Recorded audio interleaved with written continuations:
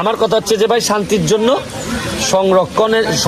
সংবিধান সংরক্ষণ এবং শান্তির জন্য আর দেশের সরকার যেভাবে বিচার আচার করতে চাচ্ছে এইগুলার পথ করে দেওয়ার জন্য আমি আমার যে কোনো ধরনের স্যাক্রিফাইস করতে রাজি ভাই অনেকের প্রশ্ন, আপনি কেন ছাত্রছাত্রীদের পক্ষ হয়ে কথা বলছেন না?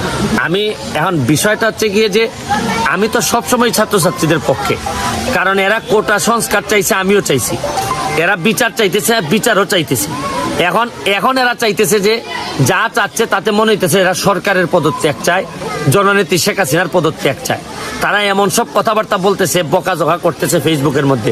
এখন আমার নেতা হচ্ছে শেখ হাসিনা, আমি তো আমার নেতার বিরুদ্ধে কেউ বললে তো আমার কষ্ট হবে। এবং আমি যদি মনে করি যে আমার নেতা শেখ হাসিনা, এখন আপনি যখন আমার নেতারে আপনি গালাগালি করবেন, তখন আমি আপনার সাথে আর কত দূর যাব?